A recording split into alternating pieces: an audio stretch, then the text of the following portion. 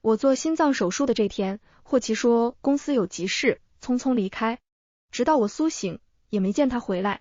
后来我才知道，那天他资助的贫困生大学报名，小姑娘迷路了，哭唧唧的给霍叔叔打电话，说下雨了，她一个人好害怕。霍奇急得开车满城找她，陪她去学校报名，办理入住，时间还早，又给她买衣服，带她吃那个她羡慕已久但舍不得吃的 KFC。 我质问霍奇，你妻子在手术台上九死一生，你陪小姑娘闲逛，合适吗？霍奇慢悠悠打领带，语气平静，可我在医院也是干等着。医生很厉害，我相信他们，也相信你能挺过来。瞧，你现在不正生龙活虎的和我吵架吗？宁宁是个农村孩子，才10几岁，万一走失了，或被坏人欺负了怎么办？我一声不吭地换下睡衣，极力压制住愤怒，可身体的颤抖出卖了我。霍奇忙走过来，略有些紧张地问，是不是又不舒服了？他拉开床头柜的抽屉，找药的同时不忘埋怨几句，你呀，就是被我惯得太娇气，好好说着话，怎么就恼了？我白了他一眼，走到窗前，往楼下看，在院门口站着个小姑娘，穿着蓝白格子衬衫、牛仔短裤，旁边放着个半旧行李箱。不同于我的病态苍白，她更健康明媚，而且重要的是年轻，就像一颗刚成熟的蜜桃，在初晨的阳光下，连脸上细小的绒毛都能看到。她刚往前走了一步，当庸孙阿姨一个冷眼横过去，喔哟，侬就站在那里，勿要乱动好伐？鞋上都是泥。女孩局促不安，趁人不注意，赶紧掏出湿巾擦帆布鞋底，可怜又可爱。孙阿姨清理草坪的时候，低声讽刺，看着文文静静，这么坏，那天太太做手术，你却缠着先生接站，鼻子下没长嘴呀，不会自己问路呀。这时，霍奇拿着药瓶走到我跟前，曼宁早上6点就来了，怕打扰咱们，也不敢打电话，一直在外面徘徊等着。我回头看了眼霍奇，他常年健身，再加上保养得当，年近40依旧英俊挺拔，确实很招眼。这些年往他身上生扑的小姑娘，一茬接一茬。霍奇从后面环住我，曼宁一直在勤工俭学，准备打暑假工。这小迷糊忘记和学校申请留宿，外面租房子又超过了他经济能力。咱们家屋子多，也不差给他住一间。我没言语。霍奇逆过来，吻着我的脖子，你新开的店不是挺忙？正好支持他跑个腿什么的，农村孩子勤快又听话。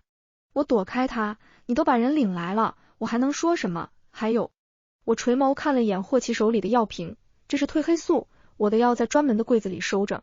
霍奇尴尬的笑了笑，随手把药瓶扔到床上，那我去公司了，回头给你买个包。我嗯了声。霍奇走了。很快，楼下传来说话的声音。我再次走到窗边，将帘子稍稍拉开些，往下看。那小姑娘站在霍奇跟前，显得娇小，她仰头望着男人，怯生生的喊人，霍叔叔。霍奇微笑点头，掏出手帕，仔细擦自己的唇，眸中闪过一抹厌恶之色。我就像被人打了一耳光，手覆上脖子，刚才被他吻过的地方，似火烧般灼热。我和他已经3年没有夫妻生活了，最多就是亲吻。他总说房事太激烈，怕会刺激我犯病。我知道这只是借口。结婚13年，他早对我厌倦了。这时，霍奇挥了挥手，让另一个帮佣理解过来，待会儿给宁宁准备早餐。说完，霍奇看向刚才嫌弃曼宁的孙阿姨，去太太那里领1个月薪水，干完今天就不用来了。小姑娘眼泪汪汪的，霍叔叔，没事的。霍奇笑得温柔，有我在，这个家没人敢欺负你。我木然的拉上床帘，拿出手机，给孙阿姨发信息。孙阿姨，不要和先生争辩，我在城南有套房子，你待会儿收拾了行李去那里。过段时间，我可能也会搬过去。让你3儿子程晨来接你，我有点事找他帮忙。安排完后，我将手机合上，闭眼深呼吸了口气。这样的婚姻，我早已无法忍耐，但我却脱离不了。我叫兰茵，并不属于这个世界。15年前，我穿进这本叫《霸总与小白花》的 PO 文里，任务是攻略男主霍奇。可我起初是他大哥养的金丝雀，经历了整整2年被囚禁和强制爱等18禁剧情。后来我与霍奇相识相爱，尽管我知道他的爱并不纯粹，更多的是把我当戏做，当成报复他大哥的工具。霍奇是私生子，他妈妈被原配逼死后，他发誓要让大哥霍显和其母亲付出代价。和所有甜宠文结局一样，男主赢得一切，恶毒男二得到报应，最终我穿上婚纱，和霍奇走入婚姻殿堂。只是结婚那天发生了意外，失去一切的男二想抢走我，在争斗中朝霍奇开了一枪。霍奇胳膊受伤，无法开车，只能拜托司机老张开快些，带他去追我和霍显。可他没料到，霍显与老张接触多年，知道老张的妻子得了尿毒症，一直在暗中给钱。霍显要求老张关键时刻帮他杀了霍奇。那天老张服毒，迷糊中直接开着婚车带霍奇冲下悬崖，老张当场死亡，霍奇伤势太重，因抢救不及时成了植物人。而我又一次被男二囚禁，那时的我已经怀孕，那畜生逼我吃药打掉孩子，我趁他不注意反杀逃生。系统觉得我的攻略任务注定失败，毕竟就算霍奇天生冷情，他对我的爱意值最高才是 85%。 我没放弃霍奇，一直无微不至的照顾他，为他擦洗，每天给他讲故事，把他的手放在我圆滚滚的肚皮上，让他感受胎动。大概真是细水长流的爱融化了霍奇这块冰，他对我的爱意值与日俱增，在我分娩那天不仅冲破100，还爆了表。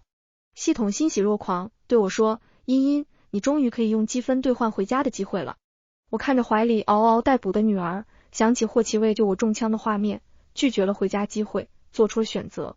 脑中响起机械女声，积分兑换成功，男主霍奇即将苏醒痊愈，恭喜男女主，你们终于在一起了，要白头到老，锁死哦。霍奇醒后说他在脑中也听到了那个机械女声，他觉得不可思议，半信半疑系统的存在，但仍感激我的救命之恩，发誓此生唯爱我，白首不弃。可同时他痛苦又愧疚，此次连累了司机老张，认为一定是霍显事先给老张下了毒。那时攻略任务结束，我知道了全书剧情。我想告诉他，老张其实是霍显的人，但话到嘴边自动消音，拿笔写又莫名骨折。最终我因涉嫌向攻略对象剧透，违反了规则，被惩罚患上了心脏病，饱受疾病折磨。当虐恋情深的正文完结后，我和霍奇就进入了柴米油盐的婚姻日常番外。我以为他对我是100%的爱意，可事实证明我高估自己了。如同在炎热沙漠里，你给快渴死的陌生女人一碗水，在那一刻他也是爱你的，甚至还会把你当成神明。可等他脱险，你就是个陌生人，他顶多对你鞠躬感谢，不能再多了。我和霍奇的不和不只在日常，更在性。他是po文男主，需求大，而我身患顽疾，不能动怒，不能有大情绪，尤其不能劳累，无法满足他。究其根本，他始终介怀我曾是他大哥的女人。最可笑的是，每次我生出要离开霍奇的想法，病情就会加重。真的如系统所言，这辈子要和他锁死吗？那个叫张曼宁的小姑娘住进来了，她就是那个司机老张的女儿。虽一个屋檐下，但我与她见面的机会并不多。那姑娘说是打暑假工，其实是霍奇安排她去公司实习。1个月来，不断有人明里暗里告诉我，市场部突然来了一个小实习生，穿得土里土气，连妆都不会化。部门几个老员工故意指使他干杂活，背地里偷偷嘲笑他的穿着打扮。小实习生经常躲在厕所偷偷哭。可有一天，小实习生忽然从头到脚名牌，贵得令人啧舌。大家就开始猜测，小实习生是不是哪个领导的关系户。有人看见好几次，霍总带那个小实习生去高档餐厅吃饭。人都是趋利避害的，市场部主管知道消息后，亲自带那个小姑娘，手把手的教，问小姑娘，你是不是霍总家的亲戚？小姑娘摇头否认，却红了脸。这个小姑娘都是大学生了，也不知道是真蠢还是装的，表哥教了很多遍都教不会。前些天因为她的失误，得罪了公司的一个大客户。霍总也没生气，反而把小姑娘调到了他身边，做他的实习秘书。霍奇以前有过红颜知己，但这样明目张胆的偏心还是头一遭。外头下小雨了，客厅传来动听的钢琴声，我披了件衣服下楼。女儿星宇正在练琴，她看见了我，仰头甜甜一笑，妈妈。我微笑着点头，站在钢琴边看她弹琴。女儿今年12岁，刚上初中，长得高挑明丽，那双黑白分明的眼睛像极了她爸爸。女儿笑着问，妈妈，你有想听的曲子吗？我几乎脱口而出，吉赛尔，可以吗？女儿不太高兴，但仍点头，妈妈想听，我就弹。欢快灵动的琴音迸发而出，我闭上眼，想象着自己回到了10几年前，那时的我是歌剧舞剧院首席，却因心脏病再也无法站上舞台。琴音戛然而止，我睁眼望去，女儿眼睛红红的，泪啪的掉在琴键上。怎么了？我柔声问。女儿小声啜泣，妈妈，我讨厌吉赛尔。我知道原因。吉赛尔是芭蕾经典剧目，讲的是患有心脏病的农女吉赛尔，意外结识了伪装成农民的公爵之子阿尔布雷希特。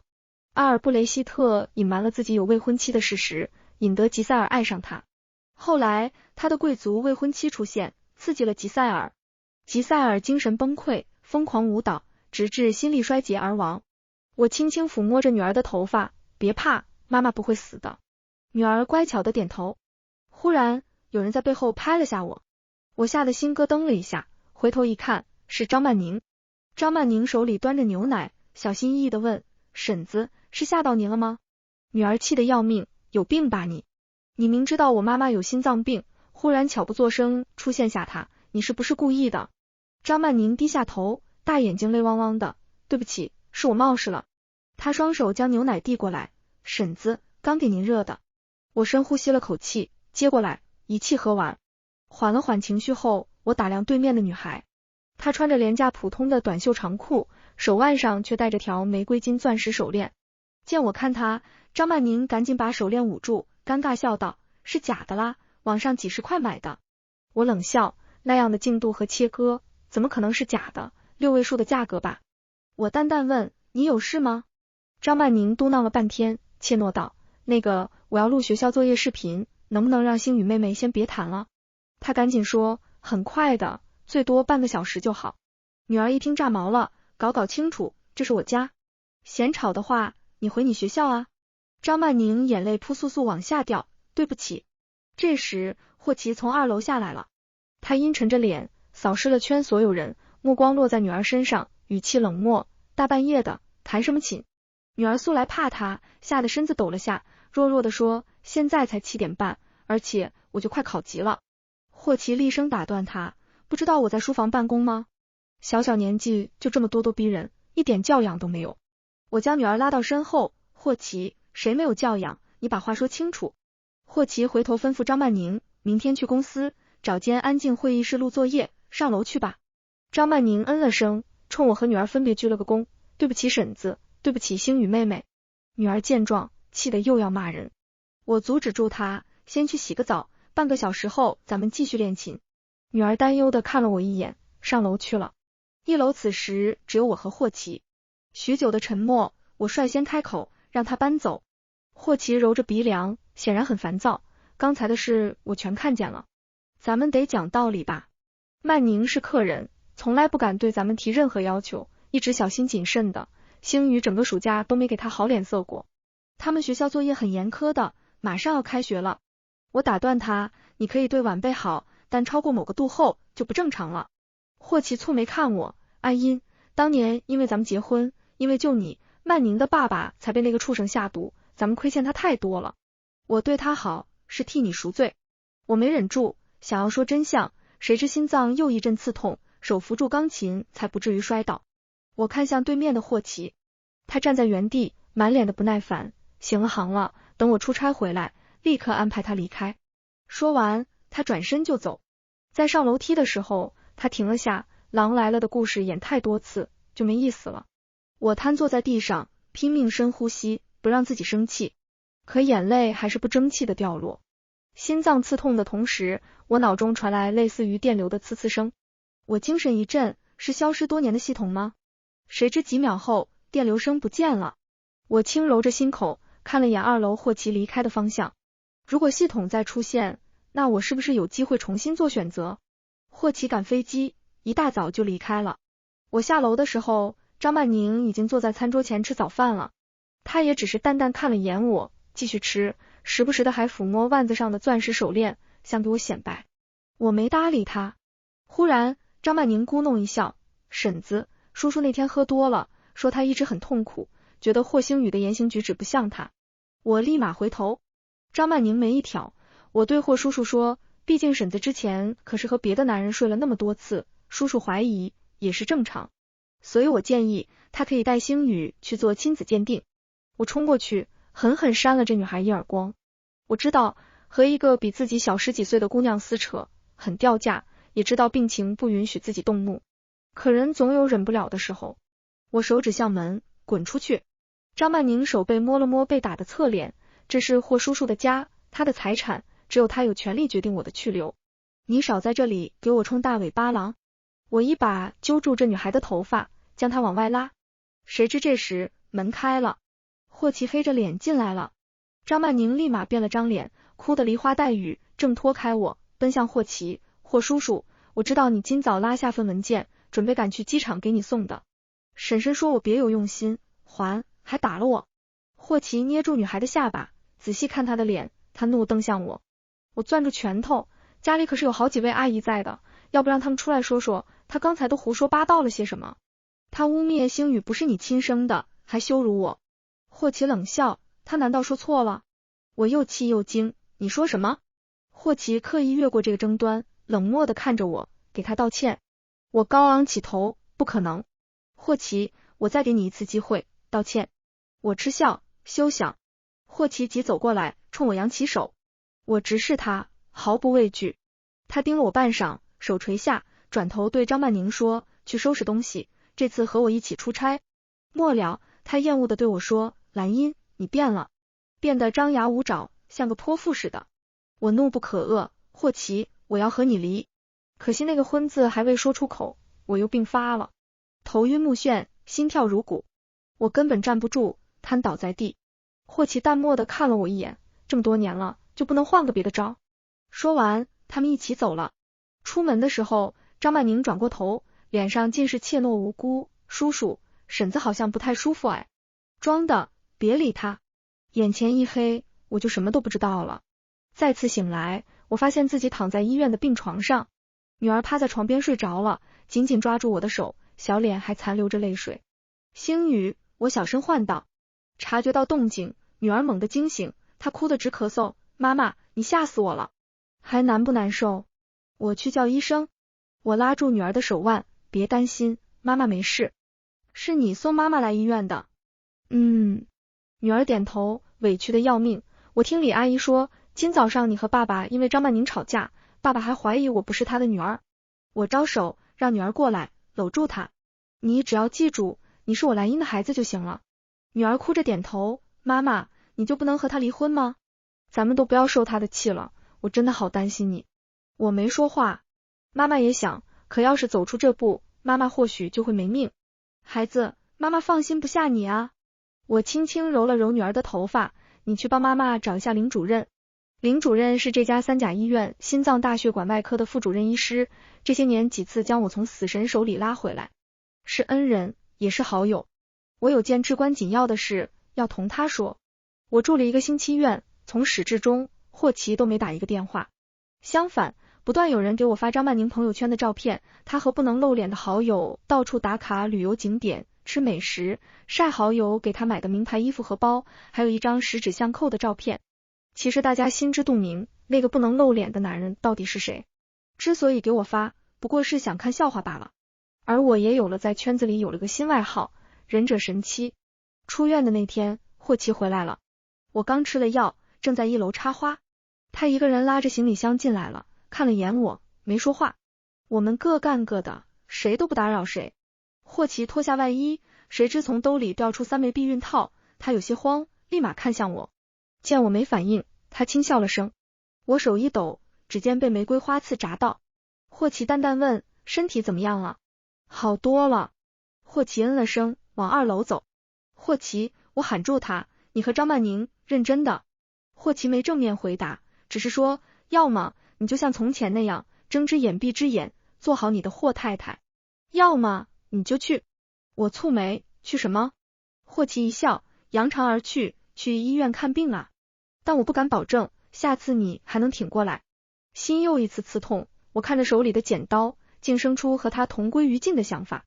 忽然，脑中出现接连不断的呲呲声，沉寂了13年的系统声音再次响起，好久不见了，茵茵。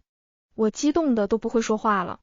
系统问，茵茵，你是不是有什么渴求的事？我声音颤抖，我后悔了，我想重新选择。系统直接拒绝，不行哦，茵茵，你的积分已经兑换结束。我想起后半生要继续这样憋屈下去，顿时陷入深深的绝望，想痛骂控诉，话到嘴边生生咽了下去。我看了眼2楼，又扫了圈四周，疾步走到一间安静隐蔽的客房。将门反锁后，我深呼吸了口气，让自己冷静下来。既然积分兑换结束，那你为什么现在出现？系统语气温柔，因为后台检测到你的生命体征不平稳，最近频繁报警。茵茵，你是我送到这个世界的，如果发生意外，也应当由我接走。我抬手按上左边胸口，沉默不语。系统问，茵茵，你在想什么？是不是在害怕死亡？系统叹了口气，你应该牢牢抓紧霍奇的爱，否则也不会把身体弄这么差。我心里翻了无数个白眼，问，如果我现在想兑换愿望，该怎么做？系统道，你是这本书的女主，当然是攻略男主，让他爱上你，当爱一直达到100的时候，就会获得积分，那么你就可以用积分兑换你想要的。我蹙眉，可霍奇就是一头喜新厌旧的视觉禽兽，他早已对我厌倦，根本不可能攻略成功。系统轻描淡写一笑，那没办法喽，再见茵茵。等等，我赶忙喊住，这家伙好不容易上线，我必须抓住这次对话的机会进行谈判。当年我攻略霍奇不仅成功了，而且他的爱一直还爆了表。按理说那次我兑换后积分应该还有剩余，用剩余部分可以换吗？系统委婉的拒绝，正文结束，按理说不可以的哦。按理？那就说还有商量的余地。我瞬间泪如雨下，祥林嫂般哭着诉苦，我是你选择的女主，那就和你的孩子一样的呀。你知道这10多年来我过着怎样的生活吗？霍奇外面女人不断，我曾数次在半夜接到他的情人打来的骚扰电话，说霍奇对他说了，我在床上就是条干瘪无趣的抹布，一碰就碎。不仅如此，3年前我生日，他的模特女友给我寄来了一套透明的蕾丝内衣，说这是他和霍奇出夜时的战袍，他让我穿上，或许霍总还能对我有几分兴趣。系统咬牙，太过分了。我哭得泣不成声，这些我都能忍。最过分的是，霍奇一直怀疑星宇不是他的孩子，这些年对女儿不管不顾，经常找各种理由体罚孩子。这次为了维护他的新情人，更是羞辱我女儿没教养。求你了系统，我只要一个机会，小小的机会。系统激愤之下，说吧茵茵，你想换什么？我心里一喜，忙将自己的愿望说出。系统沉默半晌，还是回归理性，是这样的，茵茵，13年前你报表后剩余的积分本就不多，如果我贸然让你兑换，那就违反了规则，总部肯定会考核我的。我急得问，那您说我该怎么做？系统说，流程还是得走，攻略霍奇。我头疼不已，怎么又绕回来了？系统笑道，你先别急，听我讲。看过哈利波特吗？我忙点头，陪女儿看过电影。系统道，在哈利波特与阿兹卡班的囚徒这部中，麦格教授给了赫敏一个时间转换器，如此赫敏就能在同一时间以同一具身体出现在不同的教室来学习。最后赫敏与哈利用时间转换器回到过去，救了小天狼星和巴克比克呢。我分析这段话，你的意思让我回到10几年前重新攻略霍奇，让我改变将发生的一切。系统笑道，过去已成定局，不可改变，但我可以为你捏一个新的身体，在这个空间时间下，你既是蓝茵，也是另外一个女孩，明白了吗？我捋了下系统的话，也就是说，我的本体是蓝茵，用新的分身去攻略霍奇，如果成功，就能获得积分，兑换心愿，对吗？系统打了个响指 ，bingo。我忙问，新身体什么时候可以用？系统温声道，最少得1个月。茵茵，你不要急，这段时间你可以计划一下如何攻略霍奇。我点了点头，新身体什么样子？系统，必须和你不相上下的大美女呀。我思忖片刻，我可以制定她的长相以及身世背景吗？系统嗯了声，你想她长什么样？我将自己的要求说了遍，系统痛快答应了。系统道，今日的见面很愉快，茵茵，再见喽。等等，我喊住系统，问了一个困扰了我10多年的问题，当初我患上心脏病，是因为涉嫌向霍奇剧透。可是系统，当时反派男二已经死去，正文已经完结，这也算剧透吗？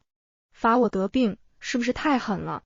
系统咕哝一笑，这本书并未结束哦。茵茵，男女主举行过婚礼才标志着正文完结呢。我倒吸了口气。确实，当年的婚礼因为抢婚、下毒等种种变故取消了。而后霍奇苏醒，他需要很长时间恢复健康，我们没有补办婚礼，就这么自然而然的生活在一起了。我接着问，我告诉他真相，算是剧透。那么他自己查到、看到，算剧透吗？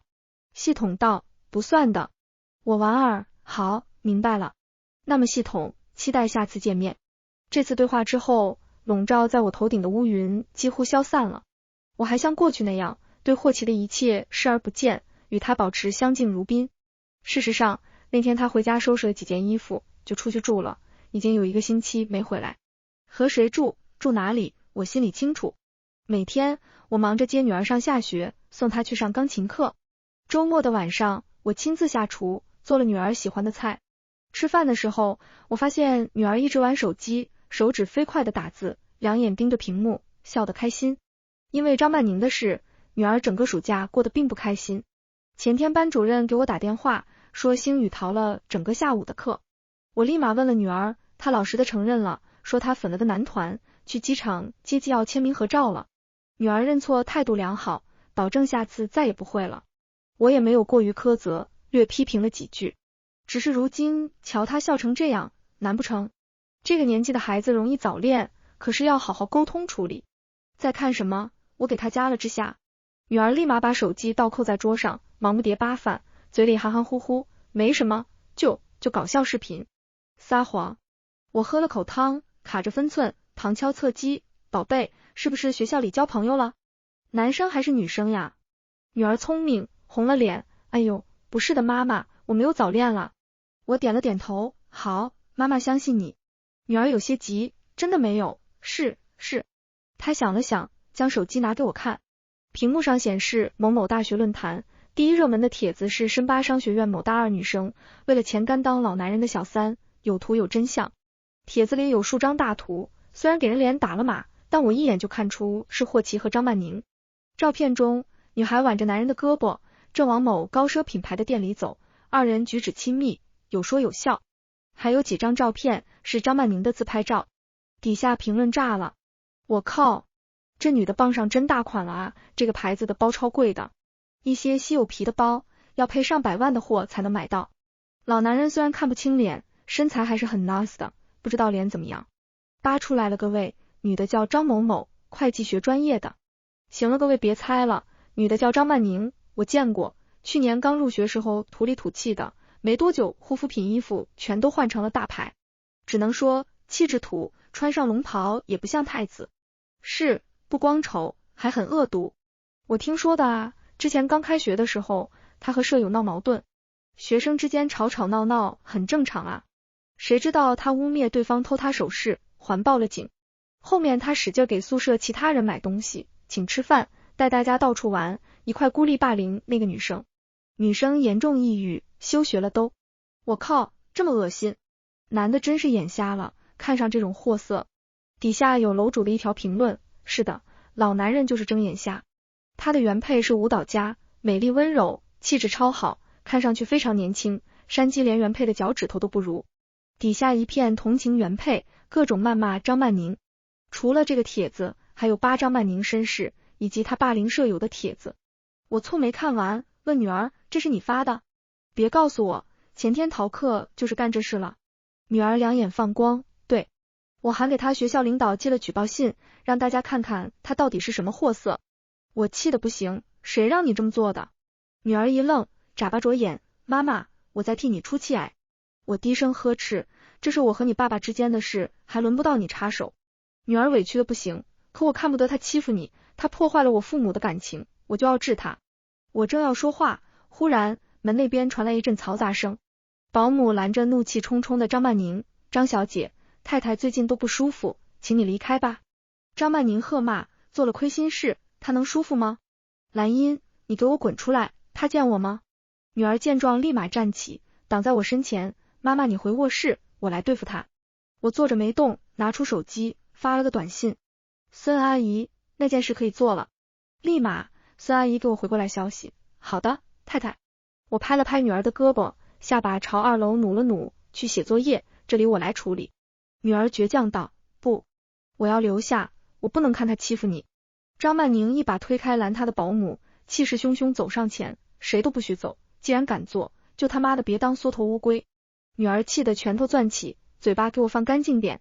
张曼宁全无之前的乖顺怯懦，像头张牙舞爪的小豹子，耍下三滥的手段毁我名声和前程。我不光骂他，我还要打他。家里的3个阿姨全都跑过来，尝试着阻拦张曼宁，警告他，再闹就报警。张曼宁厉声道，那就报啊，网暴我，侵犯我的隐私权，我倒要看看法律站在谁这边。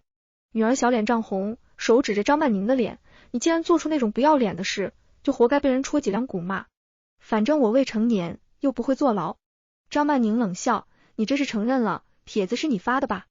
我警告你，立马删了，否则让你爸知道，有你好看的。女儿听见这话，显然有些畏惧，但仍挺直了腰杆，不可能，我就不信了，爸爸会偏向一个外人。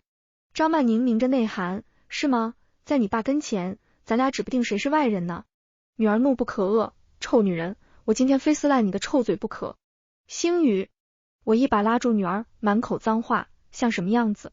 女儿委屈的满眼是泪，妈妈，我这是替你出头，你能不能不要这么窝囊呀？她赶紧说，对不起妈妈，我不是要顶撞你，你别生气。我妈撒着女儿的胳膊，缓缓起身，平静地看着张曼宁。爆料和举报信是前天发生的事，从帖子里的种种细节，不难猜出楼主是谁。要报警，你早都报了，何必等到现在？我一笑，哦，是你的霍叔叔去国外了，正好今天回来，能赶来给你主持公道，对吗？张曼宁嘲讽，婶婶，你看着清高，不屑理他，原来时刻关注着他呢。我莞尔，霍奇是我丈夫，我不关注他，难道去关注那些来路不正的野麻雀？张曼宁翻了个白眼，果然上梁不正下梁歪，说我是野麻雀，那你呢？辗转于不同男人之间，那叫什么？是不是叫金丝雀呀？他从头到脚打量我，语气轻佻带刺，帖子里说原配是舞蹈家，美丽温婉，气质出众。可惜啊，再怎么保养都只是看上去年轻，而不是真年轻。失去男人的滋润，也不过是只干巴巴的老麻雀。女儿怒不可遏，冲上去一把揪住张曼宁的衣襟。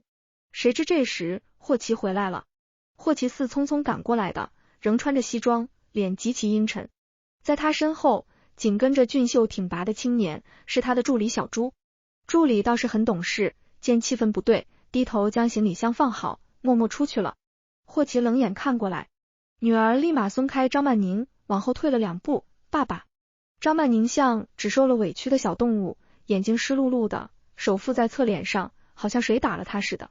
女儿炸毛了，装什么装？一进我家就羞辱我和我妈，现在整着死出给谁看？爸爸，你别信他。正说着，霍奇黑着脸走过来，直接扇了女儿一巴掌，把女儿打倒在地。女儿懵住了，泪如雨下，爸爸，你为了个小三，居然打我。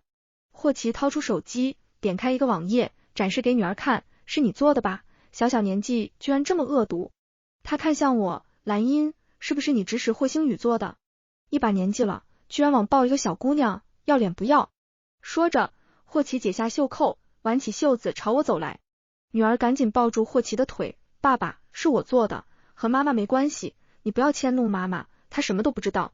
妈妈之前已经进医院抢救过1次了，林主任叔叔说再晚1步就不好了。爸爸，你不要气妈妈，我不能没有妈妈。霍奇踢开女儿，滚！你看你现在像什么样子，完全是个小泼妇。我花那么多钱培养你，养得你一点教养都没有，和霍显简直一模一。霍奇皱眉，没有说下去。女儿站起，愤怒的仰头直视霍奇，爸爸是说我像已经去世的大伯。你说你培养我这么多年，你经常不回家，是妈妈带我上钢琴课，辅导我作业，你培养我什么了？霍奇又一巴掌打下去，敢顶撞我，反了你了。我斜眼看向张曼宁，她坐在沙发上，手撑在下巴，笑着欣赏霍奇教训女儿，甚至他还冲我挑了挑眉，一副你奈我何的样子。我转身缓缓走向东侧的博古架，在中间那层单独摆了件瓷器，明嘉靖年间的青花云鹤葫芦瓶，是霍奇前年花了200多万拍下来的藏品。其实这件拍品在明清瓷器里算不得顶尖的，奈何霍奇喜欢，因为他过世的母亲就叫李云鹤。我拿起瓷瓶掂了掂，直朝正在教训女儿的霍奇走过去，对准了他的后脑勺狠狠砸下去。刺啦一声脆响，瓶子碎了，霍奇的脑袋也开花了。他手捂住头，不可置信地瞪着我，甚至还摊开手看了眼，确定满手都是血，骤然暴怒，兰英，你想死吗？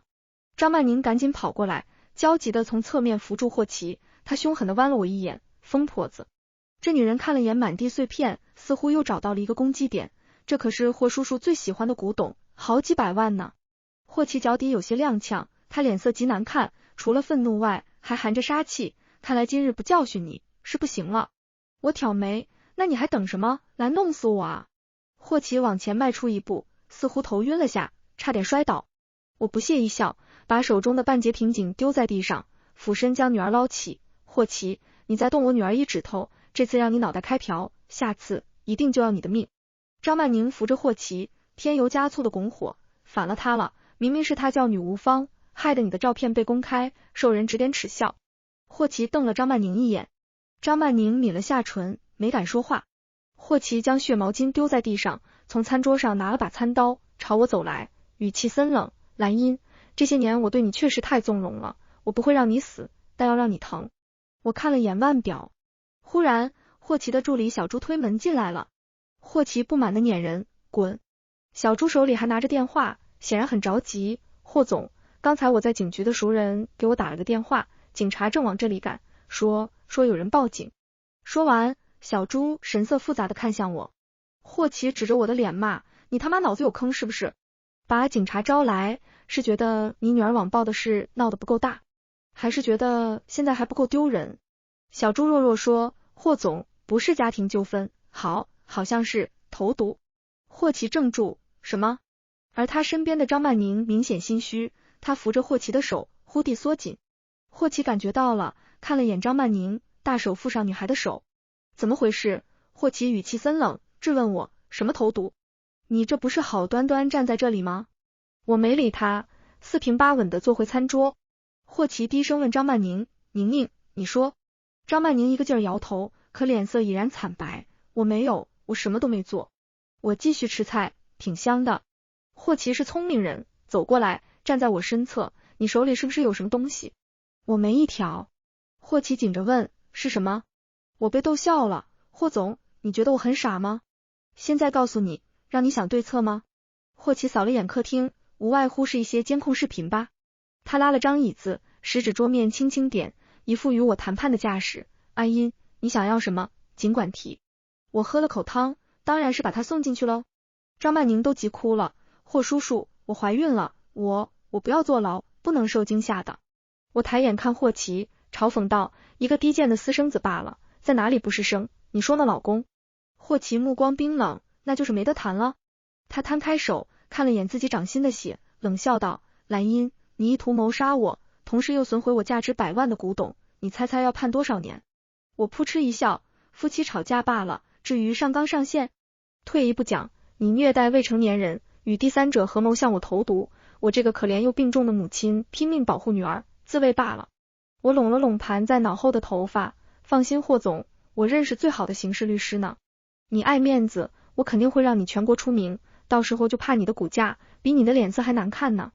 助理小猪急得冷汗都出来了，霍总，我觉得咱们还是先离开吧，太太显然在拖时间，咱们什么都没准备，警察来了可就真被动了。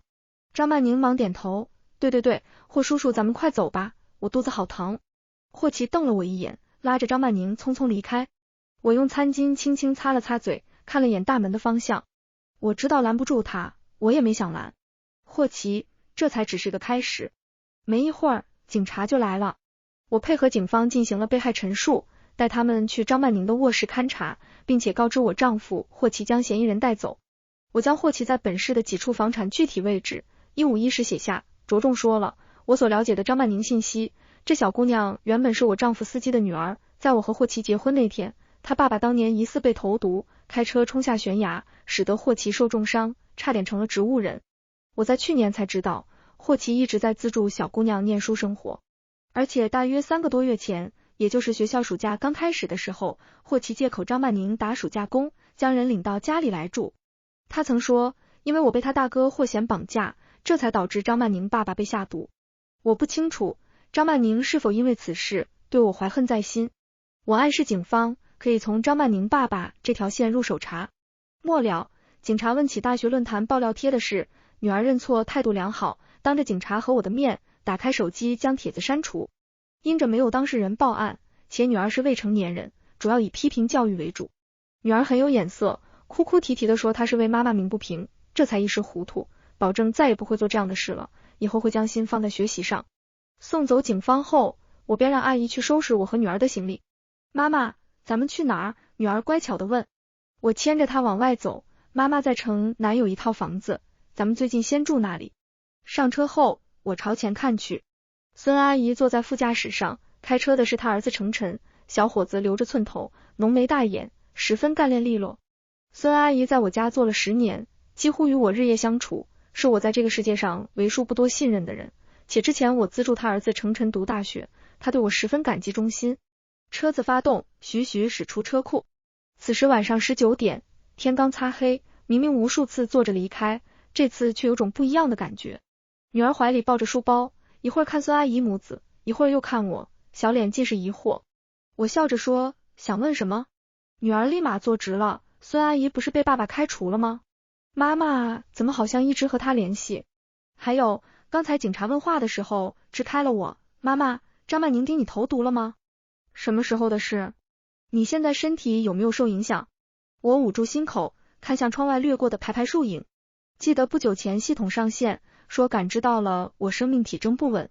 我很清楚因为什么，这些全都在我控制的范围之内。我冲女儿一笑，去年妈妈做手术那天，你爸丢下我去接张曼宁。在过去的1年中，张曼宁几次来家里做客，孙阿姨几次有意无意提到手术的事，当面刺她。换做正常人，不说给我道歉，也会心怀愧疚。但是张曼宁没有，仅有的几次接触，足够让我看透她。我指尖轻轻抚着女儿的眼睛，明亮清澈，那小姑娘就算装得再怯懦可怜，但看我的时候，眼里透着恨，还有少许的不甘与羡慕。而看你爸爸的时候，又是溢出来的崇拜爱慕。所以我断定，未来迟早会和他有冲突，只是没想到，他竟想要我的命。暑假初，你爸果然把他领回来了。我早说过，一个男人对一个女人的好，超过某个度，那就不正常了。你爸对他的维护关心，早超过一个正常资助人的程度。他看他的眼神里，不是长辈看小辈，而是有了欲望。他们之间只剩一层未捅破的窗户纸罢了。女儿不禁骂，不要脸。我搂住她，像小时候那样，轻轻拍她，哄她入睡。张曼宁来的那天早上，我就让孙阿姨联系了她儿子，并且见了面。说着，程晨从后视镜看过来，我微笑着点头，对女儿接着道，你程晨哥大学念的是电子通信方面，我让他帮我买了市面上最好的针孔摄像头，挑了个周末，给家中阿姨们放了个假，将摄像头安装在家中，全天候无死角监控张曼宁。原本是保险起见的举动，还真让我发现点东西。他往我的牛奶、咖啡、燕窝等食物里添加氯胺酮。女儿忙问，什么是氯胺酮？我蹙眉，麻醉剂，长时间服用会导致心脏麻痹，进而死亡，除非尸检，很难察觉到的。女儿气的声音都在抖，该死的。妈妈，你本身就有心脏病，这岂不是加速我的死亡？我目视前方，缓缓道，星宇，你还记得不久前妈妈病发住院，让你找林主任叔叔吗？女儿小鸡啄米般点头，记得。我轻笑，那天我告诉林主任，我怀疑自己被投毒，请他帮忙为我做毒物检测，诊断证明和检测报告很快就拿到手了。我将证据做了备份，交给孙阿姨，以备不时之需。说着，我轻揉了揉女儿的头发，妈妈不是懦弱到一声不吭，而是还有一点事要查，在没有完全准备好前，只能蛰伏。没想到你这丫头先下手了。女儿忙问，那张曼宁这个臭东西会不会坐牢？我挑眉，具体还要看怎么给她定罪，应该3到10年吧。女儿一脸崇拜地望着我，妈妈你好厉害。转而她又不安道，我在网站挂了她，是不是坏了你的计划？哎呦，我太冲动了。我搂住女儿，像小时候一样，轻轻拍她，别自责，妈妈很欣慰呢，宝贝这么维护我。确实会影响一点，按照我原计划，逮捕张曼宁后，警方在查案的过程中会查到他父亲和霍显的关系，这就不算我剧透了。现在打草惊蛇了，不过没关系，我还有后招。后面警方到张曼宁的学校调查，询问了他的老师和同学一些基本情况。很快，论坛又出现一些爆料帖，会计专业的张某某涉嫌谋杀，小三要逆天了。一旦激起千层浪，论坛无数帖子冒出，要求学校开除犯罪分子。警方在霍奇的几处房产搜捕张曼宁，均未见其踪影。据霍奇说，张曼宁趁他不注意跑了，他也不知道那女孩藏哪儿了。大家心里明镜似的，肯定是他把人藏起来了。听说最近霍奇已经组了个律师团，个个都是行业翘楚，看样子是铁了心要保下他的小姑娘。我这边请了私家侦探和律师，配合警方一直在调查。在我有意无意的引导下，调查很顺利。1周后，我接到了一个陌生号码来电，我一笑，点了接通。蓝音，是我。哦。我走到落地窗前，往底下看，在单元楼前停着一辆黑色迈巴赫。霍奇站在车边，似乎察觉到什么，抬头往上看。我下意识往后躲了一下，有什么事？和我律师说。霍奇冷声喊住，别挂。15分钟前，我亲自去学校给星宇请假，把他接走了。我的心咯噔了一下，这些天我雇了2个保镖，全天守护女儿。别的我不怕，就怕张曼宁报复星宇。而且我还叮嘱过班主任了，除了我，不许任何人以任何借口从学校带走孩子，包括他父亲。霍奇似乎猜到我的想法，要避开你雇的那2条狗很容易，接走孩子更容易，我和朱校长有几分交情。我的手不自觉攥紧电话，你想怎样？霍奇冲我招了招手，咱们聊聊吧。有什么电话里说？霍奇沉默2秒，看来你以后都不想见星宇了。我拳头抵在窗子上，你敢？霍奇低笑了声，放心，我还没恶毒到杀孩子，只是给他转个学，或者送他去什么戒网瘾中心学习，这倒是容易。等着，我下来。我挂了电话，一阵头晕目眩。正在打扫的孙阿姨忙过来，扶住我，太太，您没事吧？我摇了摇头，迅速收拾东西。霍奇带走了星宇，他现在在楼下。孙阿姨脸色一变，咱们报警吧。先不要。我对孙阿姨说，如果24小时后我没回来，就报警。下楼后，我就看见霍奇张开双臂，笑容洋溢。我皱眉，蓦地看见头顶有个摄像头。老婆。霍奇大步走过来，猝不及防将我抱住，亲昵地吻了下我的侧脸，好久不见了。我推开他，装什么？霍奇强拥着我往车里走，得装啊，毕竟现在这个时代，人只相信自己看到的。可是，看到的就是真实的吗？上车后，霍奇就变了脸，示意助理小朱开车。车驶出小区，大约行了15分钟，到了一处僻静无监控的地方停下。小朱下车，拉开我跟前的车门，他冲我鞠躬，抱歉太太，我得搜查一下您身上是否携带了窃听器或者追踪器。话音刚落，小朱抓住我，扯住我的头发，往侧面很撞。咚的一声闷响，我的头猛撞在车窗上，疼痛瞬间扩散开来。紧接着，小朱就浑身搜我，还用仪器扫我，连鞋底都没放过。其实给小朱100个胆子，他也不敢这么对我动粗，无外乎有人受益。我看向霍奇，他四平八稳地坐在对面，点了根烟。霍总，什么都没有。霍奇嗯了声，换车。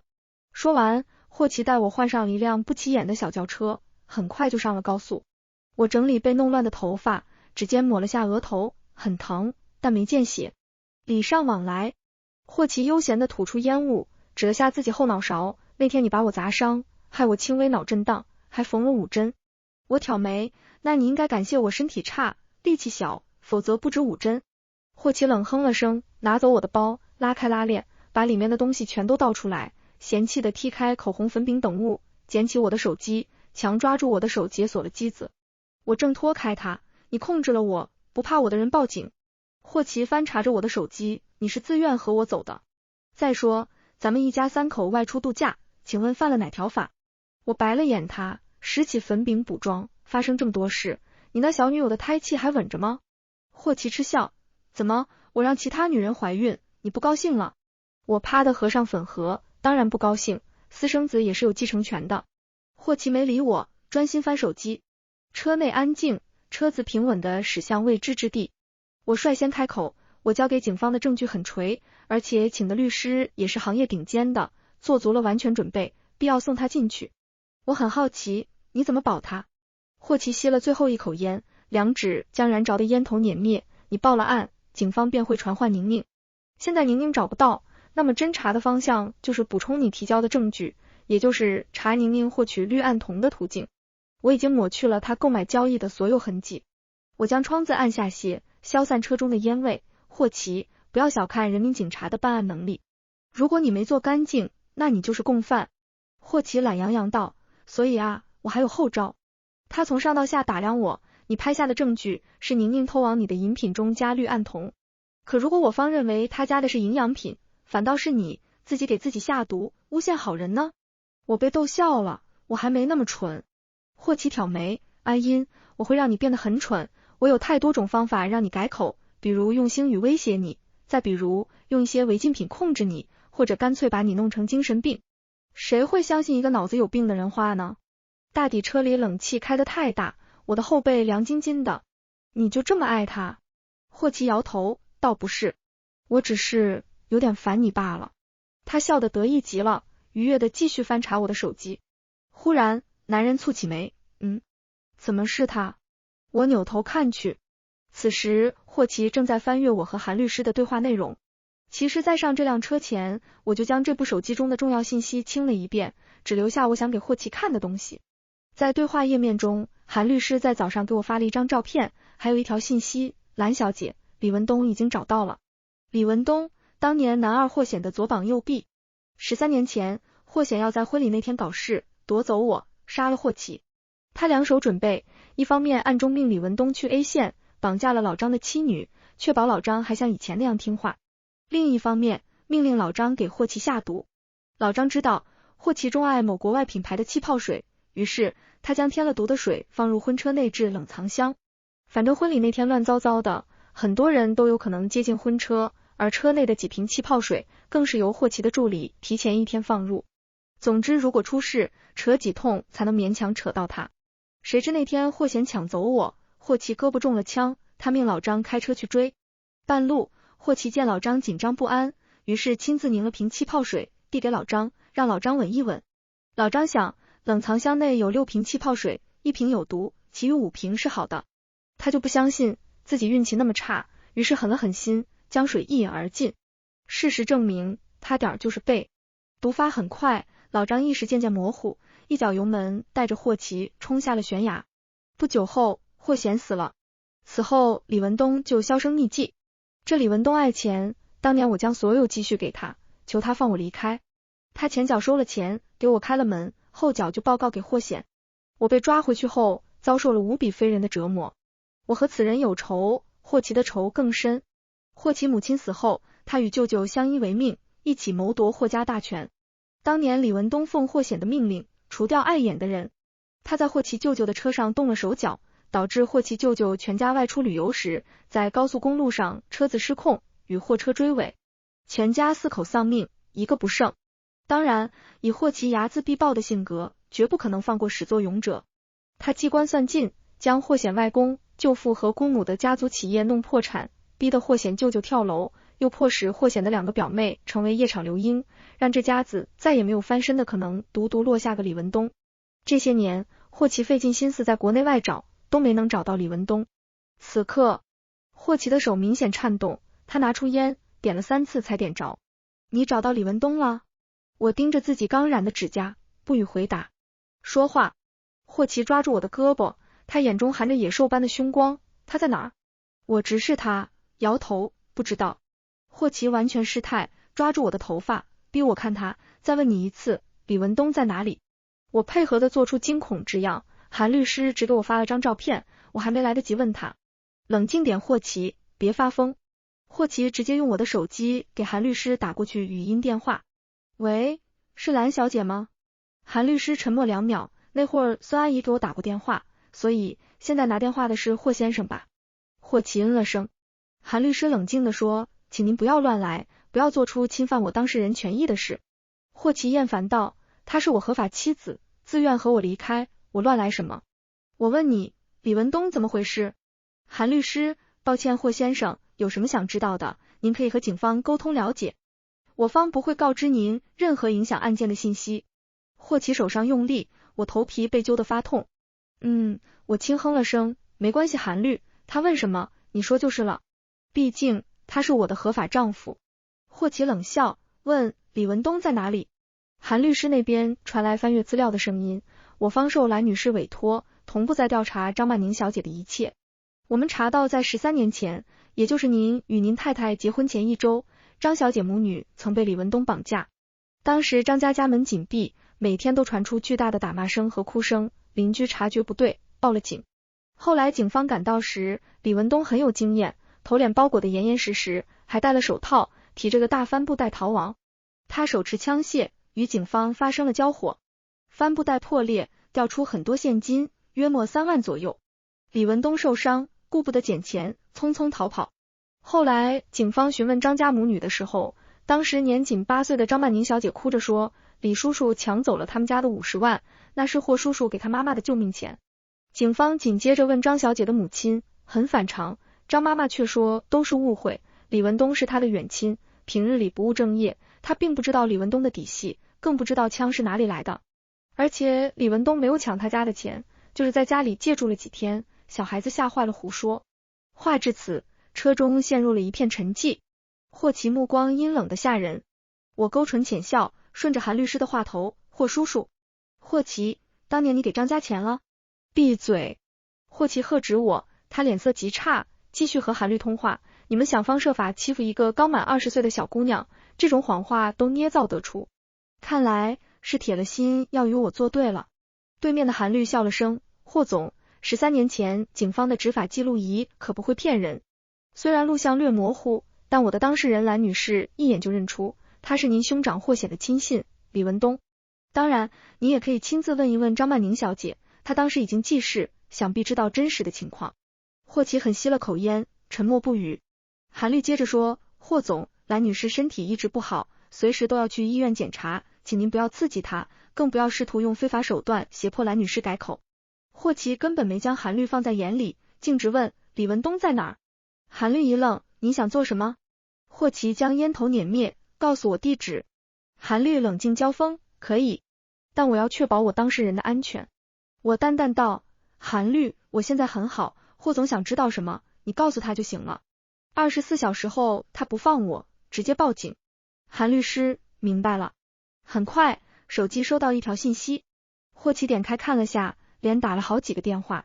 车里再次陷入了安静，他一根接一根的抽烟，我倚在半开的车窗边吹风。我们谁都不说话，如同13年来的婚姻，早没什么好说的了。天有些阴沉，雨滴翩然而至。我关上窗，闭眼休息。1个半小时后，车子停到了一处乡村别墅前。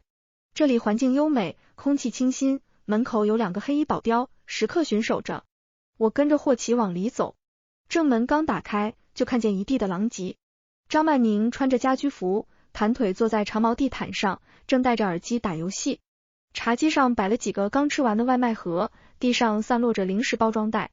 许是察觉到动静，张曼宁转过头，当看见霍启的那刻，他赶紧丢下游戏机，赤脚跑过来，一把抱住男人的腰。我还以为你不要我了。小姑娘哭得伤心，他们哪儿都不让我去，做的饭又难吃，我都烦死了。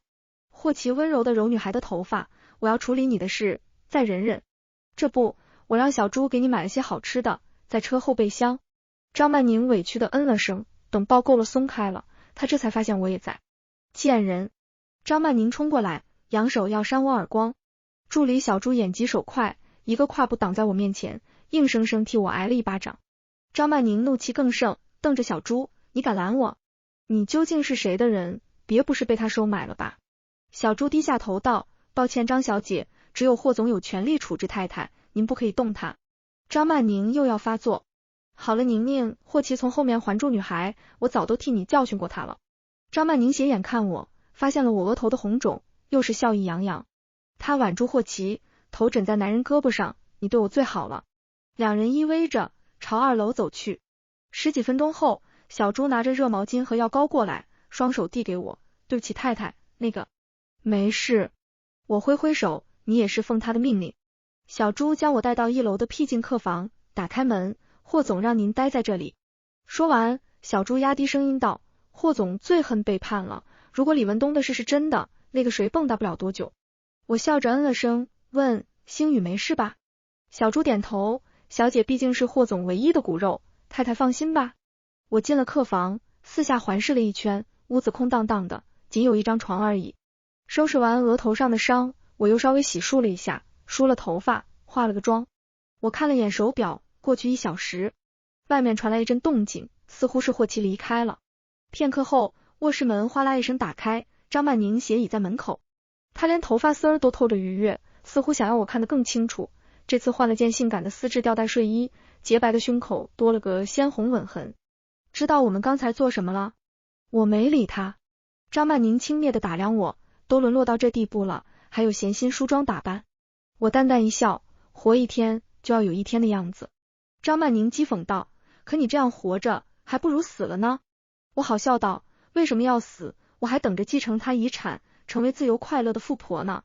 张曼宁白了我一眼，就怕你等不到那天。放心，到时候我会给你烧些大额冥币，让你在下面好好花。这时助理小朱进来了，侧身请张曼宁出去。张小姐，请不要刺激太太了，这里医疗设施并不好，她如果犯病了会很麻烦的。张曼宁十分不屑，有什么麻烦的？她就会装病，博取霍叔叔同情罢了。小朱回呛了句，那天张小姐不也装怀孕，求霍总救你吗？你给霍总捅了这么大个篓子，还是安分些吧。张曼宁冷冷看向小朱，我一定会让霍叔叔开了你。小朱微笑，好，那么在此前，请您出去吧。张曼宁气呼呼的离开了。小朱温声问我，太太，您需要吃点什么吗？我给您熬点粥吧。我摆了摆手，没胃口。帮我拿床薄被，我睡会儿。因牵挂着星宇，我睡得并不安稳。梦里，我又回到了13年前。霍显疯了似的将我带去教堂，偏执的要与我结婚。谁知那时我动了胎气，肚子疼得要命。霍显知道我怀孕后，勃然大怒，他再次将我囚禁起来，买了堕胎的药，一步步逼近我。茵茵，你怎么能和霍奇那小杂种结婚？你是我的，我要把你身体里的脏东西全都清除掉。我惊恐的往后退，不要！忽然一盆凉水迎面泼来，我瞬间被激醒。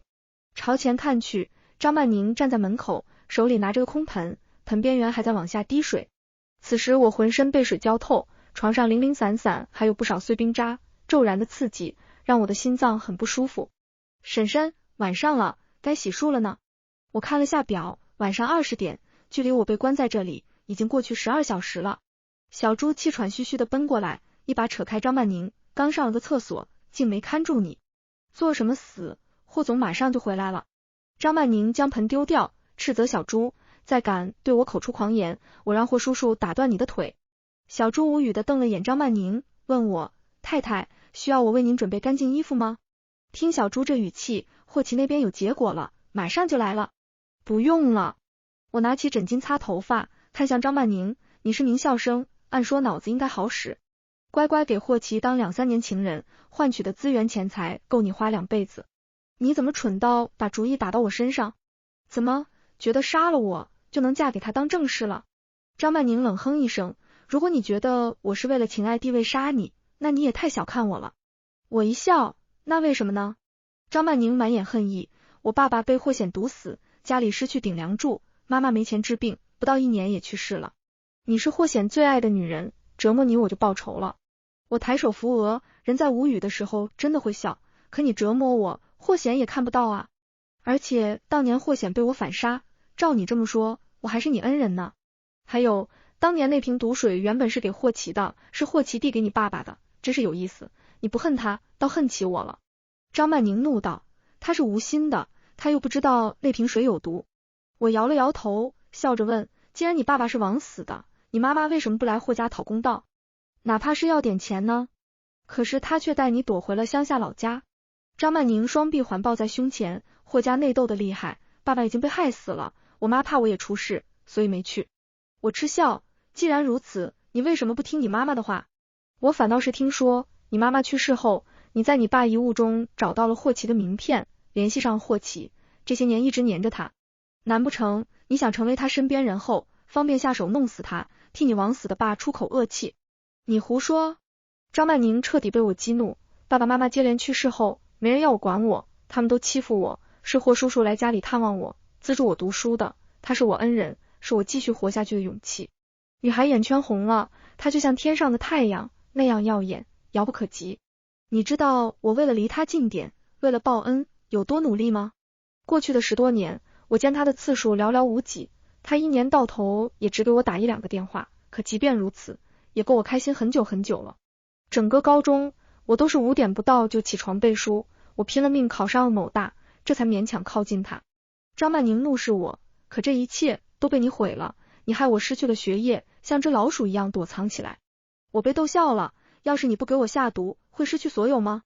蠢东西，刚才还说不是为了情爱，杀我是为你爸爸鸣不平，现在看来，我从头到脚打量他，现在的你一身名牌，父母死后，你青春期没少受欺负吧，得势后就开始欺负同学，嘴上说报恩，却报到了床上，因为你知道攀上霍奇能跨越阶级，便拼了命的往他身边爬。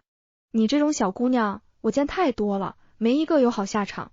张曼宁又要冲过来教训我，被助理小朱拦下。他抓起自己的拖鞋朝我丢来，你这种水性杨花的烂货，根本就不配在他身边。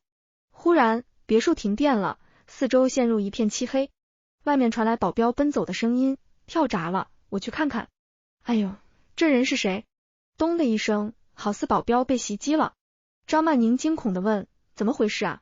大门吱呀声被人从外面打开，沉重脚步声传来，一个中年男人的咳嗽声响起，他打着手电走到门口。男人个子很高，有点肚腩，相貌还算端正，眼角有条明显的刀疤。我的心跳如鼓，是他。这个故事到这里暂告一段落，明天中午同一时间更新故事序章，不见不散哦。如果您喜欢这个视频，就给我点赞订阅一下吧。衷心祝您吉祥如意，万事顺心。